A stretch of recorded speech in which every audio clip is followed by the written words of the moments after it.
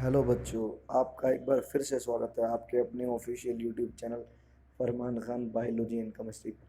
जैसा कि बच्चों आपको पता है, हमारा आरबीएससी 12th एग्रीकल्चर बायोलॉजी का चैप्टर नंबर 5, जिसका नाम क्या है, प्लांट पैथोलॉजी। अगर मैं हिंदी में बताऊं तो पादप रोग विज्ञान है, वो चैप्टर हमारा चल रहा था।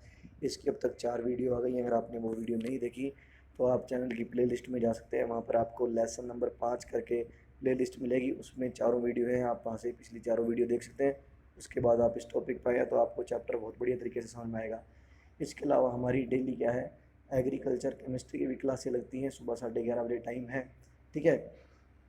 तो और क्या हो है, आपको डेली बायो और एग्रीकल्चर केमिस्ट्री और एग्रीकल्चर बायोलॉजी की वीडियो आपको इस चैनल पे मिलती है। तो अगर आप इस चैनल पे नए हैं तो आप इस चैनल को सब्सक्राइब कर लें, ताकि आपको हमारी आने वाली सभी वीडियो का नोटिफिकेशन मिल सके। देखिए बच्चों, आज का जो हमारा टॉपिक है वो क्या है। टॉपिक देखिए, बड़ा इजी सा टॉपिक है कि कवकों में पोषण की विधियाँ या modes of nutrition in fungus. कि मतलब कवकों के अंदर पोषण किस तरीके से होता है, कौन कौन सी विधियाँ होती हैं, किस किस तरीके से आपके जो कवक होते हैं वो पोषण प्राप्त करते हैं। तो देखिए, जैसा कि अगर आपने मेरी पिछली वीडियो देखी होगी तो उसमें मैंने आपको क्या करवाया था, कवक की आंतरिक संरचना करवाई थी। क्या करवाई थी मैंने आपको? कवक की जो कोशिका थी उसकी आंतरिक संरचना थी, ठीक है ना। कोशिका, कवक कोशिका की संरचना। तो हमने उसमें देखा था कवकों के अंदर पर्णहरित नहीं पाया जाता, कवकों के अंदर क्लोरोफिल नहीं पाया जाता बच्चों, ठीक है ना। इसी वजह से कवक अपना भोजन भी खुद नहीं बना सकते, क्योंकि जिस चीज़ के अंदर पर्णहरित है वो तो प्रकाश संश्लेषण द्वारा अपना भोजन बना लेगी। पर कवकों के अंदर जब पर्णहरित ही नहीं है तो ये प्रकाश संश्लेषण कैसे करेगी? तो ना अपना ये भोजन नहीं बना सकती। तो अब इसलिए क्या होती है, परपोषित होती है। परपोषित क्या होते हैं? वे जीव जो दूसरों से अपना भोजन ग्रहण करते हैं उन्हें क्या बोलते हैं? परपोषित बोलते हैं। ऐसे ही स्वपोषी सुना होगा आपने। स्वपोषी और परपोषित एक दूसरे की दोनों विपरीत चीज़ें हैं, ठीक है। तो देखिए, पर्णहरित ना होने के कारण कवक अपना भोजन स्वयं संश्लेषित नहीं कर सकती तथा दूसरे स्रोतों पर निर्भर करती है। अंततः ये परपोषित होती है। इसलिए कवक क्या होती है? परपोषित, क्योंकि इसके पास क्लोरोफिल नहीं है। अब देखना, कवक घुलनशील पदार्थों का अवशोषण कवक जाल की भित्ति या झिल्ली अथवा कुछ कवकों में चूष्कांगों द्वारा अवशोषित कर लेते हैं। देखिए, आपका जो कवक होती है वो क्या करती है, घुलनशील जो पदार्थ होते हैं उनका अवशोषण कर लेती है। कहाँ से करती है? कवकों के अंदर कोशिका भित्ति होती है और कोशिका झिल्ली भी होती है। कुछ कवकें तो कोशिका भित्ति और कोशिका झिल्ली से ही क्या कर लेती हैं, जो खाद्य पदार्थ होते हैं, ये जो घुलनशील पदार्थ होते हैं उनका क्या कर लेती है, अवशोषण कर लेती है। पर कुछ कवकों में विशेष संरचनाएं होती है जिन्हें क्या बोलते हैं, चूष्कांग या हिस्टोरिया बोलते हैं। कुछ कवक उस हिस्टोरिया या उस चूष्कांग से क्या करती हैं, जो खाद्य पदार्थ होंगे दूसरे जीवों से वो क्या कर लेती हैं, अवशोषित कर लेती हैं। अब देखना, पोषण की प्राप्ति के आधार पर कवकों को निम्न 3 प्रमुख वर्गों में बांटा है। एक तो परजीवी कवकें, दूसरी मृतजीवी कवकें और तीसरी सहजीवी कवकें। तो देखना, परजीवी कवक क्या होती है? वे कवक जो दूसरे जीवित जीव से क्या कर रही हो, पोषण ले रही हो।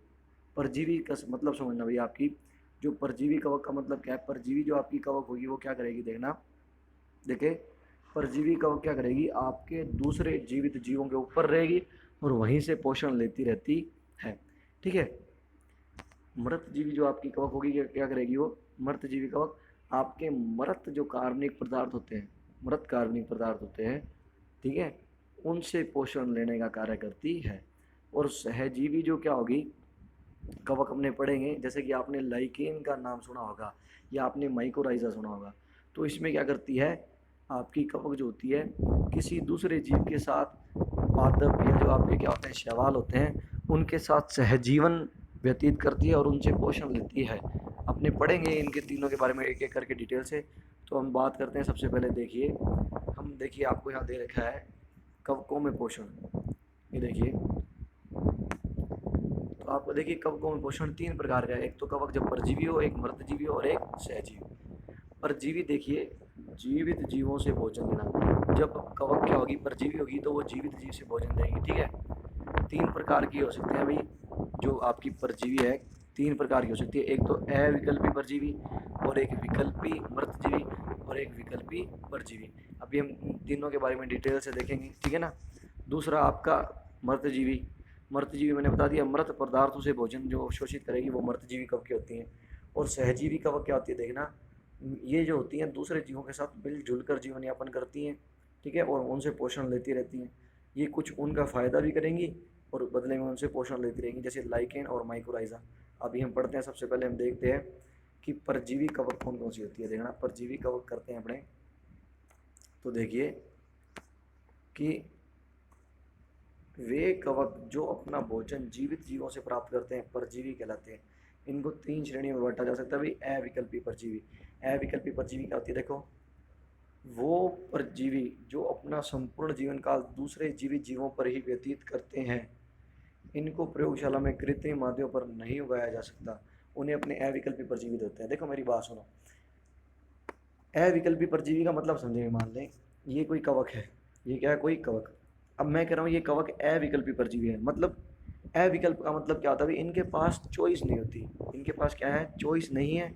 इनको अगर अपना जीवन व्यतीत करना है तो ये दूसरे जीवित जीवों के ऊपर ही अपना पूरा का पूरा जीवन क्या करेंगे, व्यतीत करेंगे। उन्हें बोलते हैं अविकल्पी परजीवी। अविकल्पी का मतलब क्या था, विकल्प का मतलब क्या था भाई, चॉइस होना। तो अविकल्पी का मतलब इनके पास चॉइस नहीं है। अगर इनको अपना जीवन व्यतीत करना है, अगर इनको अपना जीवन क्या करना है, व्यतीत करना है, तो ये क्या करेंगी, दूसरे जीवित जीव जो होते हैं उनके ऊपर ही अपना संपूर्ण जीवन जो है वो व्यतीत कर सकती है। इसके अलावा इनके पास और कोई चारा नहीं है, ठीक है।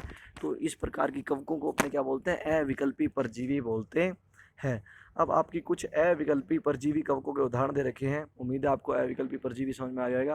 देखो इसके पास विकल्प नहीं होगा, इसको अगर अपना जीवन पूरा व्यतीत करना है तो किसी दूसरे जीवित जीव के ऊपर ही करना पड़ेगा, ठीक है ना। तो उसे बोलते हैं अविकल्पी परजीवी। अब इसके उदाहरण दे रखे हैं, जैसे आपकी एल्बुगो होती है, क्या होती है, एल्बुगो कवक होती है, एरिसाइफी कवक होती है, स्केलरोस्पोरा होती है, एक पक्सीनिया होती है। ये कुछ आपकी कवक है, इनका आपको नाम याद रखना है। तो ये जो है आपकी अविकल्पी परजीवी हैं। जैसे हम देखेंगे पक्सीनिया जो आपकी कवक होती है, पक्सीनिया जो होती है इसकी ये क्या होती है भाई, गेहूँ के वगैरह के जो पादप होते हैं उनके ऊपर परजीवी के रूप में रहती है, ठीक है ना। और आपकी स्केलरस्पोरा होती है, ये भी आपके क्या करती है, पादपों पर क्या करती है, परजीवी के रूप में रहती है। एल्बुगो, कैंडिडा, हम पढ़ेंगे इन सब के बारे में आगे। तो उदाहरण आपको नाम याद रखना है, अविकल्पी परजीवी क्या होती है और अविकल्पी परजीवी का उदाहरण आपको याद रखना है, एल्बुगो, एरिसाइफिस, स्केलरस्पोरा और पक्सीनिया, ठीक है। अब बात करते हैं विकल्पी मर्तजीवी के बारे में। विकल्पी मर्तजीवी क्या होती है देखना। अब इनके पास विकल्प है भाई, इनके पास क्या है, विकल्प है। और वो विकल्प क्या है देखते हैं अपने, कि वास्तव में ये कवक परजीवी होती है भाई। वास्तव में ये कवक क्या, परजीवी मतलब रहेंगी जीवित जीवों के शरीर पे ऊपर। देखो वास्तव में ये कवक क्या होती हैं, परजीवी होती हैं, ठीक है ना। परजीवी मतलब दूसरे जीवित जीवों के शरीर के ऊपर रहेंगी, परंतु आवश्यकता पड़ने पर कुछ समय के लिए मृत जीवी की भांति अपना भोजन प्राप्त कर सकती है। मान लो देखो इनके पास क्या है, विकल्प मृतजीवी मतलब ऊपर वाली क्या थी, अविकल्पी परजीवी, उसके पास विकल्प नहीं है। अगर उसको रहना तो किसी दूसरे के ऊपर ही रहना पड़ेगा। समझ में आ रही है मेरी बात। अब ये विकल्पी मृतजीवी जो होती है, ये होती तो आपकी परजीवी है, मतलब ये रहती तो दूसरे जीवित जीवों के शरीर के ऊपर है। अगर मान लो इसके पास दूसरा जीवित जीव का शरीर नहीं है, तो ये कुछ टाइम के लिए क्या कर सकती है, मृत जीवी की तरह व्यवहार कर सकती है, मतलब मृत कार्बनिक पदार्थों से पोषण ले सकती है। सोने कुछ टाइम के लिए, ऐसा नहीं हमेशा के लिए। इसलिए देखो इसके पास विकल्प है। विकल्प क्या है इसके पास, कि ये मृत जीवी की तरह व्यवहार कर सकती है, मतलब मृत कार्बनिक पदार्थों से पोषण ले सकती है, इसलिए इसको क्या बोला गया है, विकल्पी मृतजीवी। उम्मीद है आपको विकल्पी मृतजीवी समझ में आ गया होगा। देखना कि वास्तव में ये कवक परजीवी होती है, मतलब रहेंगी तो ये दूसरे जीवों के शरीर के ऊपर ही, मगर इनके पास अगर किसी कारणवश जीवित जीव का शरीर नहीं है तो ये मृत जीवी की तरह व्यवहार कर सकती है, मतलब मृत कार्बनिक पदार्थों से पोषण ले सकती है, ठीक है ना। ये जीवित परपोषियों के अलावा मृत पदार्थों पर भी अपना जीवन यापन कर सकती है, पर कुछ समय के लिए। उदाहरण के लिए ऑस्टिलेगो और टेफरीना। ये टेफरीना आपको नाम याद करना है, एक तो टेफरीना और एक ऑस्टिलेगो, ठीक है ना। ये विकल्पी मृतजीवी है। अब अपने आगे देखते हैं विकल्पी परजीवी। ये क्या होती है, विकल्पी परजीवी। अब देखो भाई, अब ये तीसरा प्रकार, अब इसको जरा ढंग से समझना, आपको बड़ा आसानी से समझाया। विकल्पी परजीवी क्या है देखो, अब ये होगी तो कवक मृतजीवी, ये कवक होगी तो क्या भाई, मृतजीवी कवक होती है। विकल्पी परजीवी होगी क्या, मृत, मतलब 99% ये जो विकल्पी परजीवी होते हैं ये मुख्य रूप से तो क्या होती है, मृतजीवी होती है, मतलब ये मृत कार्बनिक पदार्थों से पोषण लेती है। मगर किसी कारणवश, अगर मान लो किसी कारणवश इनके पास मृत कार्बनिक पदार्थ नहीं है, तो ये क्या करेगी, किसी दूसरे जीवित जीव के शरीर के ऊपर रह सकती है। मतलब इसके पास विकल्प है, इसके पास चॉइस है कि अगर विकल्पी परजीवी के पास मृत शरीर नहीं है, किसी मतलब मृत कार्बनिक पदार्थ नहीं है, तो ये किसी जीवित जीव के शरीर के ऊपर रह सकती है। इसके पास विकल्प है, इसके पास चॉइस है, ठीक है, तो उसे बोलते हैं विकल्पी परजीवी, ठीक है ना। परंतु कुछ परिस्थितियों में देखना, परंतु कुछ परिस्थितियों में देखना, यह परजीवी देखना में यह परजीवी के ऊपर भी रह सकती है। मतलब किसी दूसरे जीवित जीव के शरीर के ऊपर भी रह सकती है। इसका एग्जाम्पल है फ्यूजेरियम, पीथियम, आपको याद रखना है, अल्टरनेरिया आपको याद रखना है, और सर्कोस्पोरा। ये आपकी क्या होती हैं, विकल्पी परजीवी कवकें होती हैं, ठीक है ना। अब देखें, अब अपने बात करते हैं मर्तजीवी कवकों के बारे में। अब देखो मर्तजीवी क्या होंगी, इनके पास क्या होते हैं, वे कवक जो अपना भोजन मृत कार्बनिक पदार्थों से प्राप्त करती हैं, मृतजीवी कहलाती हैं। इसका एग्जाम्पल क्या है, म्यूकर और एगेरिकस। ये आपके सिर्फ और सिर्फ मृत कार्बनिक पदार्थों से ही, मृतजीवी जो है आपकी, वो सिर्फ और सिर्फ मृत कार्बनिक पदार्थों से क्या कर सकती हैं, पोषण प्राप्त कर सकती है। अब अपना लास्ट आ गया, देखो सहजीवन। सहजीवन में मैं बता देता हूँ, देखो क्या होगा, बड़ा आसान है। सहजीवन में क्या होगा, सहजीवन में आपकी जो कवक होगी ये किसी दूसरे जीव, अब वो दूसरा जीव पादप ही हो सकता है, ठीक है ना, पादप ही होगा जनरली तो, ठीक है ना। अब सहजीवी क्या होती है, कुछ एक कवक ऐसी होती हैं जो दूसरे अन्य जीवों के साथ मिलजुल कर जीवन व्यतीत करेंगी। किस रूप से, मिलजुल कर क्या करेंगी, जीवन व्यतीत करेंगी। तो इस प्रकार की कवकों को क्या बोलते हैं, सहजीवी कवकें बोलते हैं। देखना, वो कवक जो अन्य जीवों के साथ मिलजुल कर जीवन व्यतीत करते हैं तथा दूसरों को लाभ पहुंचाते हैं। समझ में आ रही है मेरी बात, दूसरों को लाभ भी पहुंचाएंगे और उनके साथ सहजीवन भी क्या करेंगे, मिलजुल कर भी रहेंगे, पहुंचाते हैं। जीवन जीने की यह कला को क्या बोलते हैं, सहजीवन बोलते हैं। सहजीवन क्या होता है, सहजीवन एक ऐसी प्रक्रिया होती है जिसमें दो जीव एक दूसरे के क्या रहते हैं, साथ रहते हैं, एक दूसरे की मदद करते हैं, ठीक है ना, और एक दूसरे को दोनों ही फायदा पहुंचाएंगे। तो तथा भाग लेने वाले जीवों को सहजीवी बोलते हैं। जो जीव सहजीवन में रहते हैं उन्हें सहजीवी क्या बोलते हैं, सहजीवी जीव बोलेंगे, ठीक है ना। अब देखो कवक जो होती है दो प्रकार का सहजीवन दिखाएगी, एक तो लाइकेन के रूप में सहजीवन दिखाती है और एक दिखाती है माइकोराइजा के रूप में सहजीवन। अब लाइकेन क्या होता है, आपने बचपन से ही कई बार सुना होगा। लाइकेन जो होती है कवक और शैवालों की क्या करेंगे भाई, कवक और शैवालों का जो सहजीवन होता है उसे क्या बोलते हैं भाई, लाइकेन बोलते हैं। जब कवक और शैवाल एक दूसरे के साथ क्या करेंगे, एक दूसरे के साथ रहते हैं, एक दूसरे को लाभ पहुंचाते हैं, एक दूसरे की मदद करते हैं, तो उस सहजीवन को बोलते हैं क्या भाई, आपका लाइकेन। तो देखिए लाइकेन क्या होता है, बड़े ध्यान से समझना भाई, कि कवक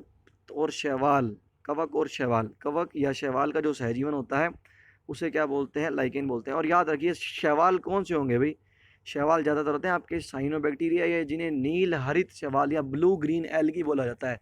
ज़्यादातर लाइकेन के केस में आपकी जो शैवाल होगी वो नील हरित शैवाल होती है। तो आप यूँ भी कह सकते हैं, जब कवक जो होती है नील हरित शैवाल या साइनोबैक्टीरिया के साथ सहजीवन दर्शाती है तो उसे क्या बोलते हैं, लाइकेन बोलते हैं। अब देखिए लाइकेन में जो क्या होता है, अब देखिए लाइकेन में आपकी दो चीज़ें होती है, एक तो कवक होता है और एक होती है शैवाल। लाइकेन में जो शैवाल वाला भाग होता है उसे क्या बोलते हैं भाई, उसे बोला जाता है भाई आपका फाइकोबायोंट। क्या बोला जाता है, फाइकोबायोंट भाग बोला जाता है। और जो कवक का भाग होता है उस भाग को बोलते हैं माइकोबायोंट। जैसे मान लीजिए ये आपका लाइकेन है, ठीक है, एक सेकंड, मान लीजिए ये आपका लाइकेन है, लाइकेन के अंदर ये कवक है और ये शैवाल है। तो शैवाल कौन सी होगी, साइनोबैक्टीरिया, और शैवाल के इस भाग को बोला जाता है भाई फाइकोबायोंट। और ये जो भाग होता है आपका प्रकाश संश्लेषी होता है, मतलब ये भोजन की उपस्थिति में भोजन क्या बना सकता है, भोजन। कौन, ये शैवाल वाला भाग, ये शैवाल वाला भाग। और दूसरा भाग आपका क्या होता है, ये कवक वाला भाग होता है। कवक वाले भाग को क्या बोला जाता है, माइकोबायोंट। जितना एल्गी के अंदर जितना भाग कवक का होता है उस कवक वाले भाग को क्या बोलते हैं, माइकोबायोंट बोलते हैं। और ये आपका क्या होता है, प्रकाश संश्लेषण नहीं करता क्योंकि कवक के पास आपके हरित लवक नहीं होता, ठीक है। तो देखना सहज, तो देखें भाई सहजीवन के इस जीवन लीला में एक जीव जो होता है कवक जीव तथा दूसरा प्रकाश संश्लेषी जीव, जिसका नाम क्या है भाई, प्रकाश संश्लेषी जीव क्या होता है, के साथ मिलकर जीवन व्यतीत करते हैं। कि कवक और क्या होते हैं, शैवाल कौन से होंगे, याद रखना, साइनोबैक्टीरिया या नील हरित शैवाल एक साथ मिलकर जीवन जीते हैं, ठीक है ना। अब देखना जो कवक वाला भाग होगा उसको मैंने बता दिया फाइकोबायोंट बोलते हैं, शैवलांश बोलते हैं। और ये प्रकाश जी, ये देखना, प्रकाश जीव जो पहले शैवलांश के नाम से जाने जाते थे। शैवलांश या साइनोबैक्टीरिया को कवक से कुछ खनिज, जल तथा कार्बनिक पदार्थ प्राप्त होते हैं तथा कवक को पोषक पोषक देकर बदले में शैवाल से क्या होते हैं, कार्बोहाइड्रेट प्राप्त होता है। अब देखिए मैंने क्या बोला है, कवक वाले भाग को माइकोबायोंट बोलते हैं और शैवाल वाले भाग को फाइकोबायोंट बोलते हैं। शैवाल वाला जो भाग होता है आपका वो प्रकाश संश्लेषण कर सकता है ना। अब देखो कवक शैवाल को क्या फायदा पहुंचाती है, आपकी जो कवक है वो शैवाल को क्या करेगी, खनिज लवण, जल और कुछ कार्बनिक पदार्थ भूमि से क्या करेगी भाई, अवशोषित करके वो किसको दे देगी, कवक शैवाल को दे देगी। शैवाल बदले में कवक को क्या दे देता है, पोषण देता है। समझ में आ रही है मेरी बात। तो देखो दोनों एक दूसरे की मदद कर रहे हैं और एक साथ जीवन व्यतीत कर रहे हैं। इस कला को क्या बोला जाता है भाई, इस कला को बोला जाता है आपका सहजीवन। और ये जो इसके अंदर जीव, जैसे कि आपका एक जीव तो है कवक और एक जीव आपका है शैवाल, तो इन जीवों को क्या बोला जाता है, सहजीवी जीव। ठीक है ना। उम्मीद है आपको समझ में आ गया कि जो आपका कवक है वो सहजीवन के रूप में किस प्रकार पोषण प्राप्त करता है। और आपको एक इंटरेस्टिंग बात और बता देता हूँ मैं, लाइकेन जो होते हैं वो प्रदूषण वाले क्षेत्रों पर नहीं उगते। समझ में आ रही है। इसलिए प्रदूषण का बहुत अच्छा सूचक होते हैं कि जिन क्षेत्रों पर बहुत ज़्यादा प्रदूषण होगा वहाँ पर कवक नहीं होगी। अब माइकोराइजा को समझते हैं। देखो शैवाल में तो क्या था भाई आपका, सॉरी लाइकेन में आपका कवक जो था वो शैवाल के साथ क्या कर रहा था, सहजीवन दर्शा रहा था। माइकोराइजा में आप क्या करें, माइकोराइजा में आपके कवक क्या करेगा, माइकोराइजा के अंदर आपका कवक जो होगा, जो उच्च वर्गीय पादप होते हैं, उच्च वर्गीय पादप आपके जो जिम्नोस्पर्म और एंजियोस्पर्म होते हैं वो आपके उच्च वर्गीय पादप होते हैं। ठीक है ना। तो माइकोराइजा के अंदर क्या करेगा, आपका जो कवक होगा वो उच्च वर्गीय जो पादप होते हैं उन उच्च वर्गीय पादपों की जड़ों के साथ सहजीवन दर्शाता है। मतलब उच्च वर्गीय पादप की जो जड़ें होती हैं उनमें आपका कवक क्या करेगा, पाया जाएगा। उच्च वर्गीय जो पादपों की जड़ें होंगी उनके साथ आपका कवक क्या करेगा, सहजीवन दर्शाता है। और इस सहजीवन को क्या बोलते हैं, माइकोराइजा बोलते हैं। ठीक है ना। आप देखते हैं माइकोराइजा पढ़ते हैं कि सन 1885 में फ्रैंक ने माइकोराइजा की खोज की। फ्रैंक नाम का एक वैज्ञानिक था जिसने माइकोराइजा की खोज की। माइकोराइजा का मतलब क्या, देखो माइकोराइजा दो शब्दों से मिलकर बना है, एक तो बना है माइकस और दूसरा मिलकर बना है राइजा। राइजा का मतलब होता है जड़ और माइकस का मतलब होता है कवक। मतलब कवक और जड़ों के बीच का संबंध, जड़ों के बीच का जो सहजीवन होता है उसे माइकोराइजा बोलते हैं। और जड़ें कौन सी होंगी, उच्च पादपों की। उच्च पादप आपके कौन से होते हैं अभी, एंजियोस्पर्म और जिम्नोस्पर्म। ठीक है। कवकों का उच्च पादपों की जड़, उच्च पादप मतलब एंजियोस्पर्म और जिम्नोस्पर्म की जड़ों में सहजीवन को माइकोराइजा बोलते हैं। अब देखना इस सहजीवन में कवक क्या करती है, उच्च वर्गीय पादपों की जड़ों से क्या ले लेती है, पोषण ले लेती है। और बदले में पादपों क्या करती है भाई, फास्फोरस, नाइट्रोजन, ये जो पोषक पदार्थ होते हैं ये उपलब्ध करवा देती है। करवाने के साथ साथ सूखा एवं रोगों के प्रति लड़ने की क्षमता भी प्रदान कर रही है। कार्बनिक पदार्थ तो प्रदान करवा ही रही है, इसके अलावा सूखे और रोगों से लड़ने में भी क्या करती है, आपका क्या करती है, रोगों से लड़ने की क्षमता भी प्रदान करती है। अब आपका उदाहरण दे रखा है माइकोराइजा का कि ग्लोम्स कवक का संबंध पाइन्स के साथ। पाइन्स आपके प्लांट होते हैं भाई, पाइन्स के साथ जब ग्लोम्स कवक रहती है, मतलब पाइन्स पादपों की जड़ों के साथ जो ग्लोम्स नाम की कवक का सहजीवन होता है वो भी माइकोराइजा का है। ऊपर देखना, उसके अलावा फर, यूकेलिप्टस और क्या भी देखना, इत्यादियों की जड़ों के साथ। कि फर आपके कुछ प्लांट होते हैं और जो क्या होते हैं, यूकेलिप्टस आपके प्लांट होते हैं। यूकेलिप्टस के माने तो क्या था, सफ़ेदा। उसकी जड़ों के साथ भी आपकी कवक क्या दर्शाती है, सहजीवन दर्शाती है। और वो उसे क्या बोलते हैं, माइकोराइजा बोलते हैं। तो उम्मीद है आपको समझ में आ जाएगा कि मोड्स ऑफ न्यूट्रिशन या कवकों की पोषण की विधियाँ कौन कौन सी होती हैं, जिसमें हमने देखा 3 प्रकार से पोषण प्राप्त कर सकती है। एक तो परजीवी के रूप में, एक मर्तजीवी के रूप में और एक सहजीवी के रूप में। परजीवी 3 प्रकार के हो सकते हैं, अविकल्पी परजीवी, विकल्पी मर्तजीवी और विकल्पी परजीवी। तो उम्मीद है आपको ये वीडियो पसंद आई होगी और आपको इस जो मैंने आज आपको करवाया आपको पूरा का पूरा समझ में आ जाएगा। तो अब आपको क्या करना है, अब आपको वीडियो को लाइक करना है अभी। ठीक है। वीडियो को लाइक करना नहीं भूलना है और शेयर ज़रूर करना भी, आपके फ्रेंड सर्कल में सभी बच्चों को शेयर करना है, ताकि इस लोग ये जो कंडीशन चल रही है इस वक्त, जिस वजह से बच्चे नहीं पढ़ पा रहे या कई बच्चे अपनी एग्ज़ाम की तैयारी ढंग से नहीं कर पा रहे, आप अगर शेयर करेंगे तो उनका क्या हो जाएगा, कुछ भला हो जाएगा। ठीक है ना। वो भी आपकी तरह पढ़ सकते हैं और अपनी जो तैयारी है उसको जारी कर सकते हैं। तो आप शेयर ज़रूर करेंगे और वीडियो को लाइक ज़रूर करना है। और आप चैनल पर नए हैं तो चैनल को सब्सक्राइब ज़रूर करें मिलते हैं नेक्स्ट वीडियो में जिसमें हम कवकों का वर्गीकरण पढ़ेंगे। तब तक के लिए टाटा बाय बाय।